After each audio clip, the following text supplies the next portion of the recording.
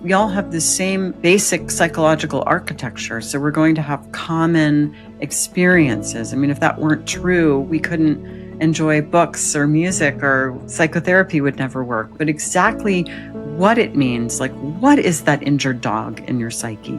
Why are you having that dream now? What is it telling you about your life? That's kind of where the work begins. So when was it you realized that dreams were going to be part of your life's work? I was getting a combined degree in international affairs and law at Columbia University. So I did the international affairs piece first, and then I was supposed to start law school. But that year was like that Saturn return year where everything just kind of fell apart. All my assumptions about who I thought I wanted to be. I had an important relationship fail, in free fall. And what I decided to do is I was like, I just can't see myself just starting law school. Like, I'm going to take a leave of absence and I'm going to go and work overseas. This was the 90s and I was working for a refugee program in Bosnia. So I did that for 2 years. And during that 2 years, that was so important because it kind of let me cook everything. So, I was dreaming and I was reading, and I was reading, a lot of Jungian books. And I would find that like I was less interested in the refugee stuff and more interested in like going home to my apartment and reading a Jungian book. I wasn't making any decisions about my future. I was just letting myself sort of not know.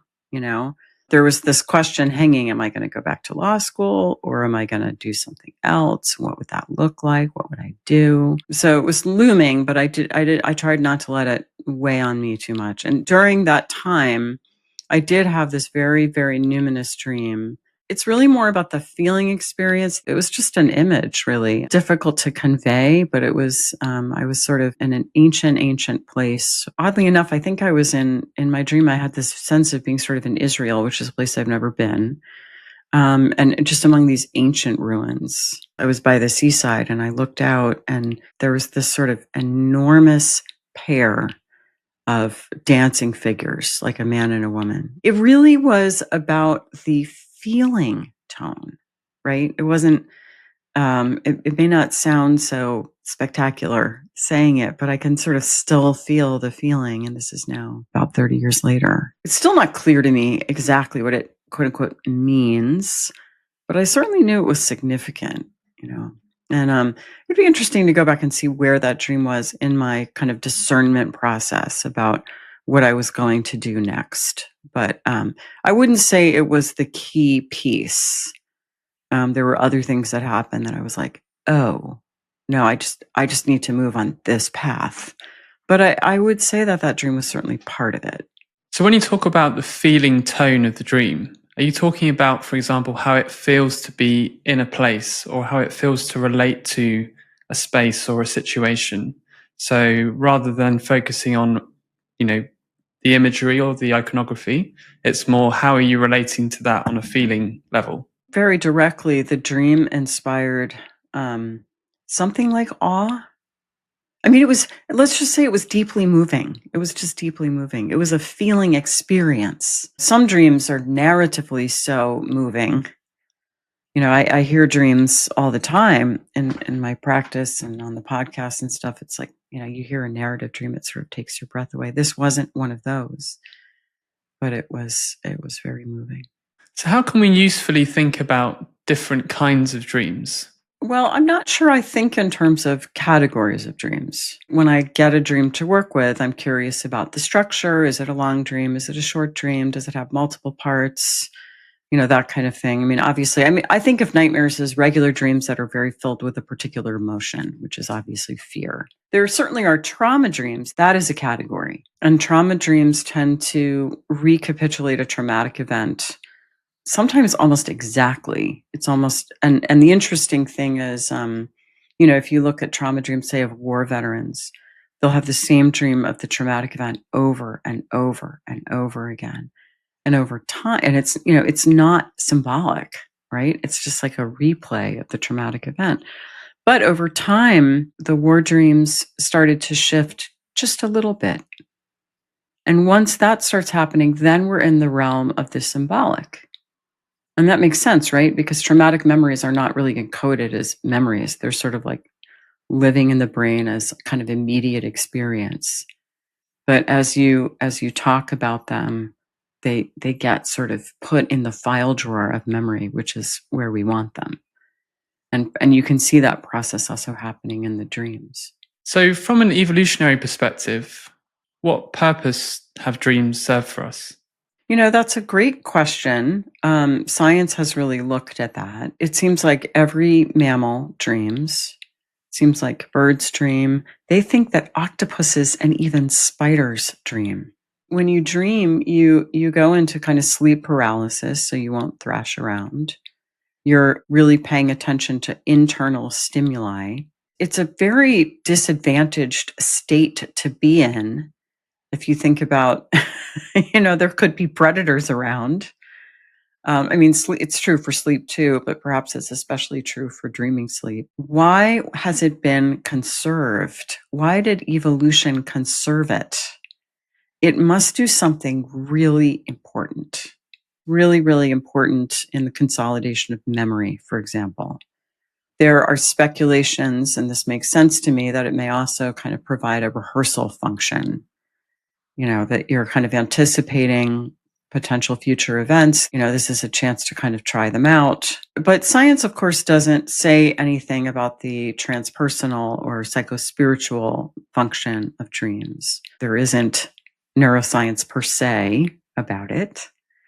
But from my experience, I can tell you that dreams are meaningful and they guide the personality. That interview with Carl Jung at the end of his life, the interviewer said, "Do you believe in God?"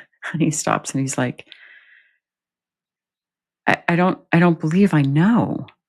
And what he meant was, I've had direct experience. So this isn't just a question of faith. It's my direct experience. I know dreams are meaningful. I've just had experience. I can't produce brain scans that prove it, but I've just seen it again and again and again and again in my own life and in the lives of other people.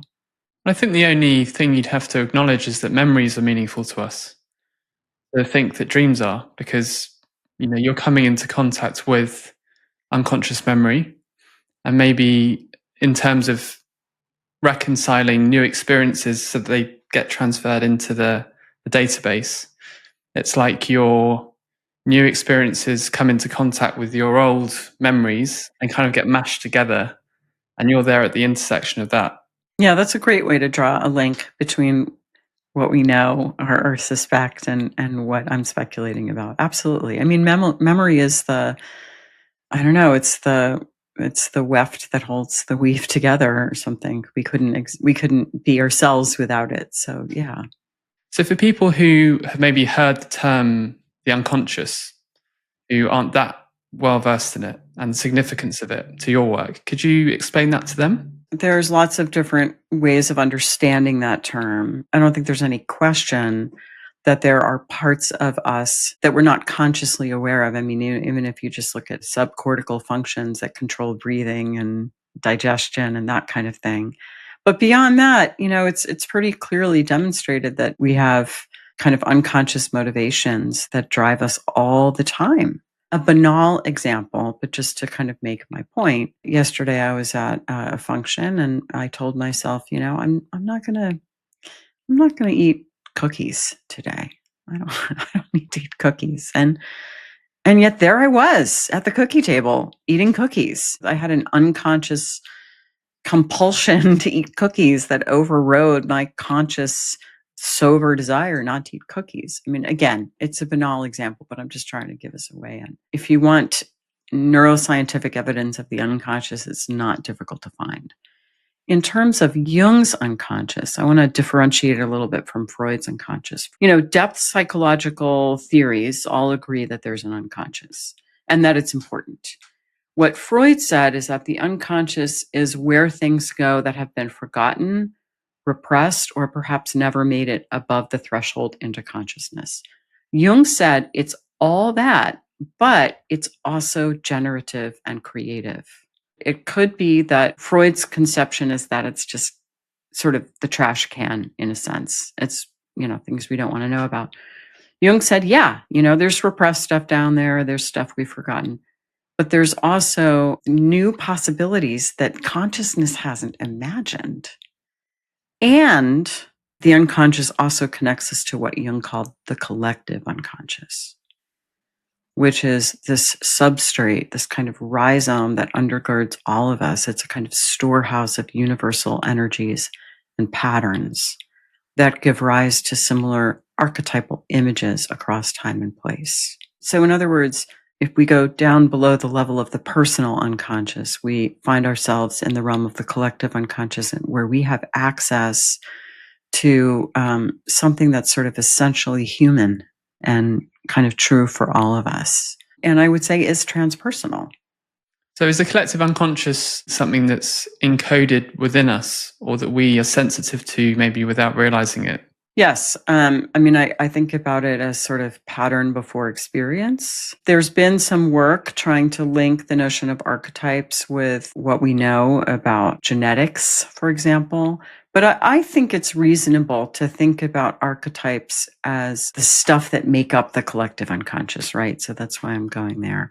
That archetypes are essentially sort of similar to instinct, which of course is encoded. Like we are born with certain instincts. Jung said that the archetype is a kind of potential. It's not like we're all born with like an image of the mother in us. It's not an image, it's a potential, but it generates an image. And he used a really beautiful metaphor for this. He talked about how if you have, let's say, salt in solution, and then you allow the water to evaporate, the salt crystals will look exactly the same all over the world at any time and place. The salt crystals that form will look the same. The salt will create the same shaped crystal because that's what salt does. And of course, sugar makes a different kind of crystal, and on and on. And it's a great metaphor because Jung is saying that the archetype is like the salt in solution. It doesn't have a form, but if something constellates it, it'll create the form. So for example, we all have an inborn experience, expected experience of the pattern of mother. And we come into the world with that before we have a kind of external conscious experience of mother. We're born expecting that and kind of pattern for it. And then you see in culture after culture, whether it's the Venus of Willendorf or 10,000 paintings of the Virgin Mary in any given Western European art museum, every culture has some kind of mother goddess. And we're so used to that image. It's a huge archetype. And every archetype has two poles, a positive pole and a negative pole. And again, the mother is a good archetype to look at that for. We all know what the positive mother looks like. It's, the Virgin Mary smiling beatifically on her infant, or it's the destructive, devouring mother that we see in an image like the goddess Kali, and there are many others. So you're saying these archetypal ideas transcend time and culture. They're kind of deeply embedded in the collective psyche. We are instinctively drawn towards or understand them maybe intuitively. Yes, understand them at a deep level. And when we encounter them, they often move us deeply. So we have an emotional reaction to them. They can kind of get constellated by a particular life situation or by a cultural situation. So we can kind of experience them at the cultural level as well. So an example of that, Jung talked about, after World War II was over, there was a Cold War and there was the threat of nuclear annihilation overhanging us. And people started seeing these round celestial objects in the sky all over the world. He wrote an essay about UFOs. He does a wonderful job of sort of not saying they're not real, but he was really interested in their psychic reality. The fact that they appeared at a time of great collective stress. They sort of came from the sky and promised either to destroy us or save us. By the way, that's how most people feel about UFOs, is that they're either going to bring our salvation or they're going to all have us for dinner. But he linked the kind of round saucer-like shape that a lot of people saw to, religious imagery, basically. It was, in some sense, the psyche producing what it needed at that moment. It's a lot more nuanced than that. It's a great essay to read, but that's my quick take on it. And then in terms of the role of archetypes in dreams, do we more readily come into contact with them in the dream state? I would say that most dreams have some archetypal resonance. You can delve into the dream and sort of look for that. But big dreams, what many people call big dreams, the dreams that really move us, that really stay with us, like the dream that I was talking about at the beginning, are usually quite archetypal. So I had this dream with the Hieros Gamos, the union of masculine and feminine, which is an enormous, powerful archetype. You might have dreams that seem almost mythological, that have significant archetypal imagery like snakes or great destruction or vast animals or any number of things that have that kind of powerful and almost religious sense to them, the way they feel. So it would seem as though when those mythological or very strongly symbolic things come up in dreams, those are the things that would kind of penetrate whatever it means to be conscious in that state in a way that sort of passing scenery can kind of pass you by, but then you kind of get this forceful appearance that means something. Well, usually if you have a dream like that, you feel somewhat shaken. You feel changed. You wake up and your breath is taken away a little bit. Again, you may not know what it means, and that may not be the most important thing. For those dreams, often it's just like, it's an experience. And it's important just to have that experience, It's like being in the presence of something larger. And that has the effect on us. Jung called it the relativization of the ego. So, Jung had this idea of the self, and he capitalized the S when he was talking about it, the kind of transpersonal center of the psyche, or we might think about it as the guiding self. And it's important, I believe that for psychological health, we have to know that that's there and that it's bigger than ego. So this would be the self that is prior to the self that we talk about in day-to-day life. Yes, I think it is prior. Yeah, and when we talk about the self in day-to-day life, we're usually talking about the ego, Jung's conception of the ego. So what relevance do dreams have to the practice of psychotherapy? They can be enormously, enormously helpful. I have people who don't dream, and that's okay.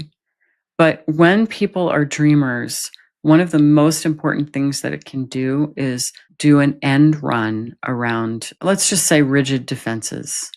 So someone comes in and they have their way of doing things, and they may know it. They may kind of be aware that they are kind of defended and that there's something they're not getting to.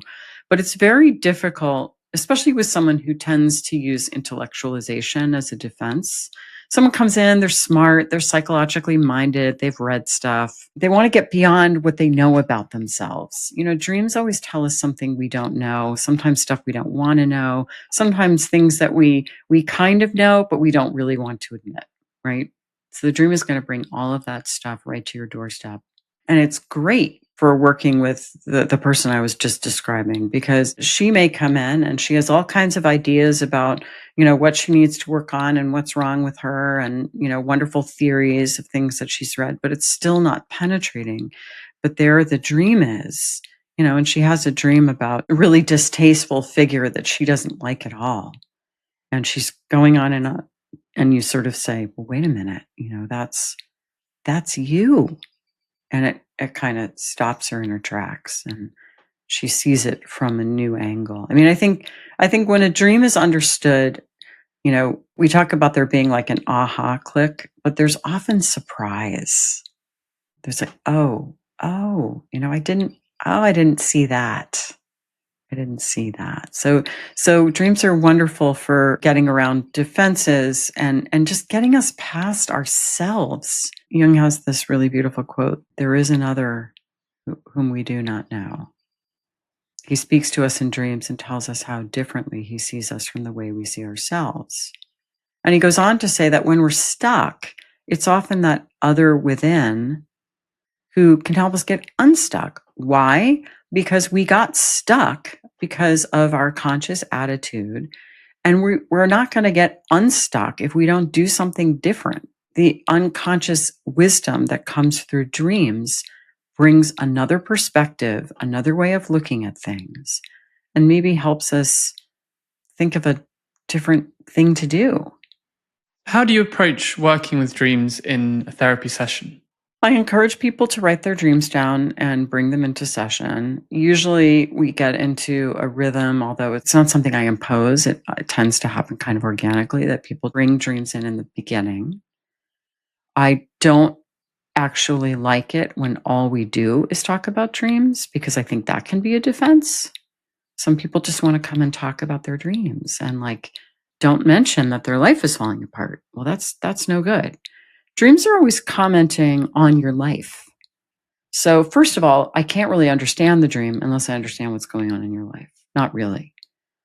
So, on the podcast, we ask people, what's the context in which you had this dream? It's not that I wouldn't have anything to say about a dream without context, but I wouldn't have much confidence in it at all. And that's the difference between an AI dream interpretation, right? And the way dream interpretation would happen in therapy is someone comes in and tells me their dream, and I know their whole backstory.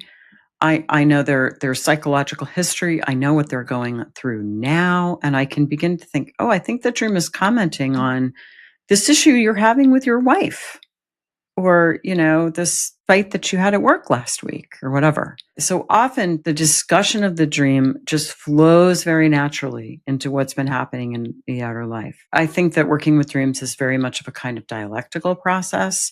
Occasionally I hear a dream and I'm like, I think I know what it means. I usually don't say that unless it's the last 2 minutes of the session, and then I might go fast just to sort of offer something, and not leave it hanging. But I don't want to be presumptuous, but that doesn't happen very often, right? Most of the time I'm like, I have no idea what this means. So then we just start talking about it together. Well, tell me about this. I might ask some clarifying questions. I might have some connections maybe with a previous dream the person's had. I might say, it kind of reminds me of this, or it makes me think of this. I'll ask them all kinds of questions, like, what about this person in the dream? Tell me about that. How did this feel? It's so important, feelings and dreams. In the book Dreamwise, there's a whole chapter on feelings and dreams. And what do you do? What do you do with feelings of disgust or hatred or, sexual excitement in a dream? How do you understand those? It really shapes how I understand a dream. And sometimes I might have a pretty clear sense of, here's what I think the dream is saying. I don't always. It doesn't always happen. But even the process of kind of working through the dream, it slows us down. It kind of gets us into this realm where we don't know, which is a good place to be in when you're doing therapy. And sometimes, like I said, there's a little, well, did you think about this? Could it be this? And as per your earlier point too, because I'm hearing the dreams every week, it's like, well, there that is. There that theme is again. And look how it's different this time than it was a few weeks ago. So kind of charts psychological growth as well too. I think what you've pointed out there about context is really important. So people don't get kind of swept up in thinking this means this, in the sense that if I have a dream about going swimming in a swimming pool and I can't find the ladder to get out, that's going to be a very different thing for me than if someone else dreams the exact same thing because of their personal context and why they're dreaming that. So it's not like you can just say that has the same meaning for everyone because it's so a reflection of your personal unconscious. Right.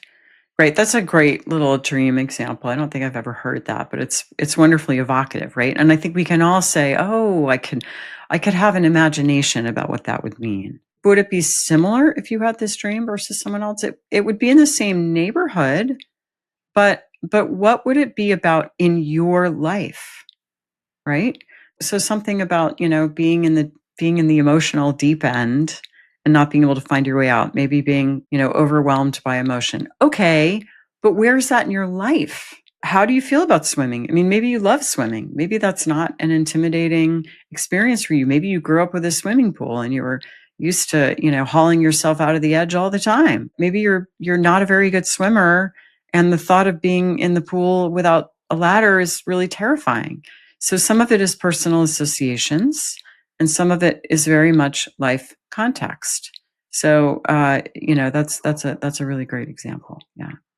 And then there are those interesting dreams that lots of people report to have had. So, for example, teeth falling out or falling. In the book, we do talk about these kind of common dream types. and we do sort of offer some speculation about, the themes. And it's interesting, on the podcast, we've been doing this sort of experiment, where we'll look at a type of dream, like a dog dream, for example.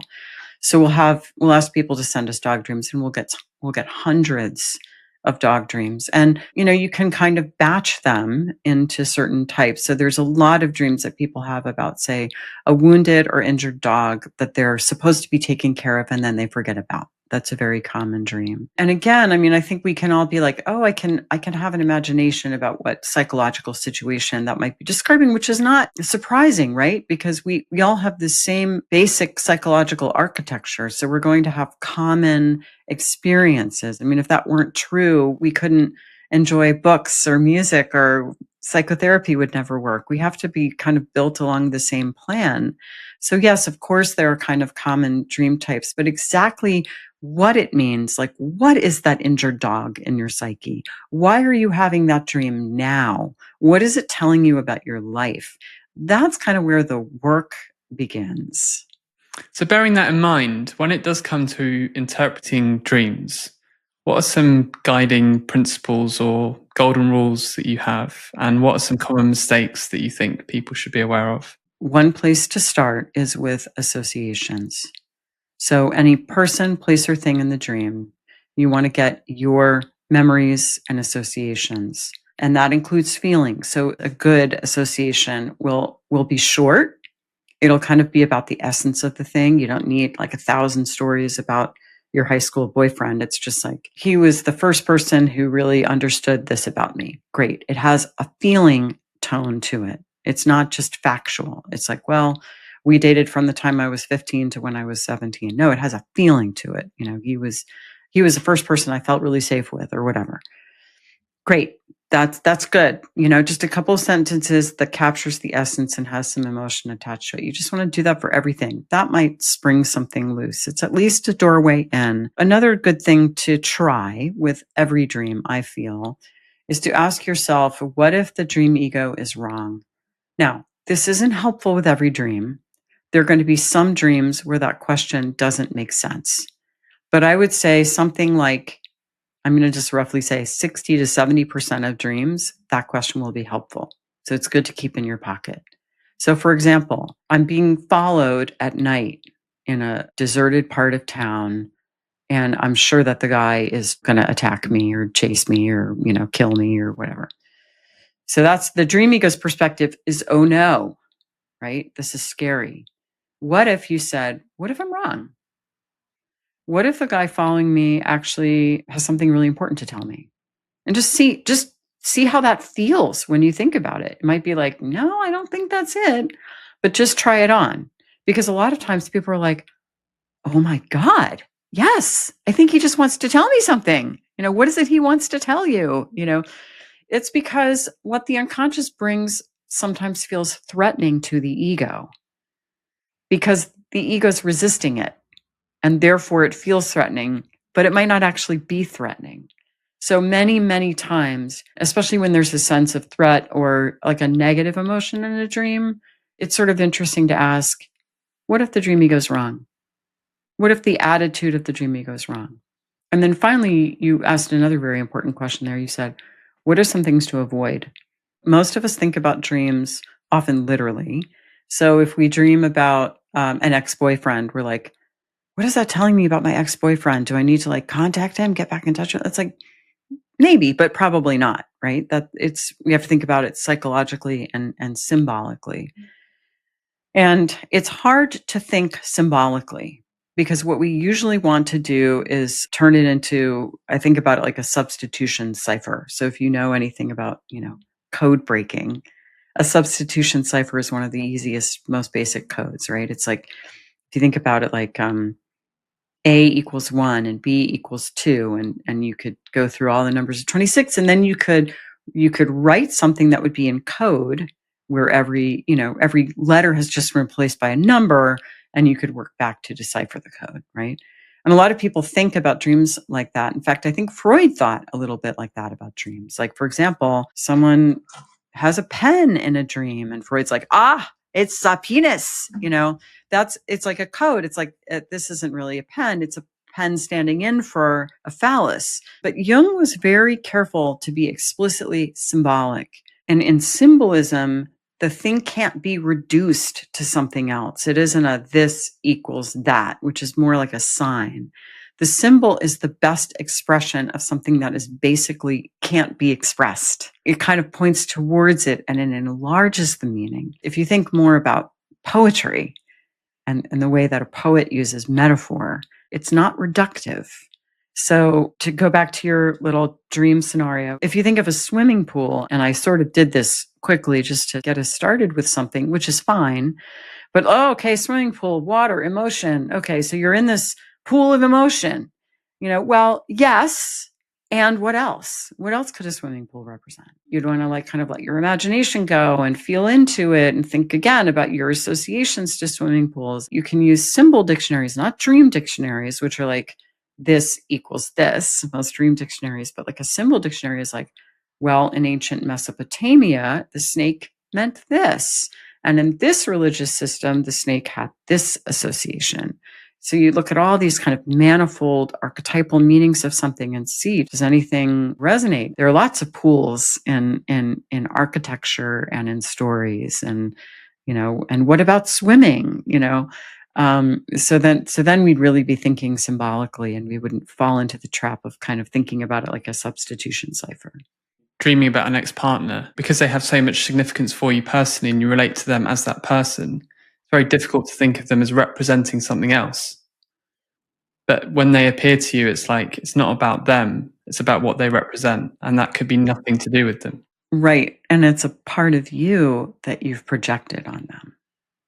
When you were writing your book, what were the things that you learned that you didn't know before? The three of us work with dreams all the time, right? And there's just a thing we do. But I was like, but we need to figure out what we do and then put it on paper. So it's basically like, how do you tie your shoe?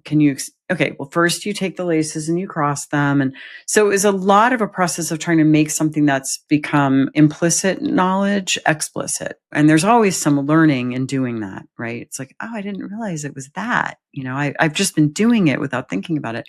And the big thing for me was over the years, I've gotten to the point where I cannot talk about a dream without knowing what the feelings were. So I'll always say, well, what were the feelings of the dream? How did you feel at this part? How did you feel at this part? And I've never known why I was asking that or how it helped me understand the dream. So we said, okay, we're going to have a chapter on emotions. We wrote something. We had to just toss it out. We wrote something else. I wrote something else. And it was a bloody mess. And I remember Deb said, Lisa, I think we just got to wait. We can't have this chapter in there. And I was like, and then like the clouds parted and I was like, oh no, I think I understand. And that was a real achievement. It's like, okay, and like one of the things, for example, in that chapter, it's fairly complex. But one of the things in that chapter was that generally speaking, if you have a dream with positive emotions, you can trust that that's a good thing within your psyche. Even if the thing seems really like bizarre or inappropriate to your conscious mind or even upsetting. So one dream someone had once was she was having sex with her father. And she was like horrified. She was like, oh my God. But in the dream, it was like, hey, this is great. It's like, well, you can trust that, And then what does that mean symbolically? Are you coming into a new way of being with your father complex that might be more harmonious? That's a good thing. Can you share a story that illustrates the transformative power of working with dream material in a therapeutic context? So there was a woman, I'm going to be very vague, right? Because I don't want to violate anyone's confidentiality, but she was in a really hard spot. And I would just say, in terms of what her outer life would look like, she wasn't doing very well. And she came in and she really only wanted to talk about dreams. And I was a little bit kind of pushed back at first because, like I said before, I see that as a defense. But then I noticed pretty quickly the dreams were just bringing up all of this material that I needed to know about in her outer life that she might not have told me about, that came through in the dreams. It was some things that maybe she was a little embarrassed about, but there it was in the dream. The dream maker was just handing me one dream right after another about her current life, about the problems in her current life, about like people that she had trusted that she probably shouldn't have trusted. There it was. uh, all right back to stuff with her, family of origin issues, all there. And that is most of what we did. And I would say 2 years later, her outer life looked totally different. So it really gave me a lot of confidence in the healing power of the dreams and the wisdom of the dream maker, that it knew what we needed to do. What advice would you give to training therapists when it comes to working with dreams? I would say if it interests you, write your own dreams down. Become interested in your own dreams. Read our book, because a lot of institutes don't really train people in dream work. And I don't know if that's true where you're training, but if you don't have the formal training, then it's kind of going to have to be self-study. And working with your own dreams is a really good place to start. Well, I'm at CCPE, so we're going to do a lot of work with dreams, I think in 3rd and 4th year. That's terrific. That's really terrific. That's great. I think it's unusual, at least I don't think a lot of institutes in the States spend a lot of time on it, other than Jungian institutes. So. And how do you think you've been changed by the work that you do in the last 5 to 10 years? One of my life themes that I essentially wrote about in my second book, The Vital Spark, I have a fairly garden variety issue, pretty common among not all women, but many women, of claiming authority. And that's really something I've been able to do more in the past decade or so.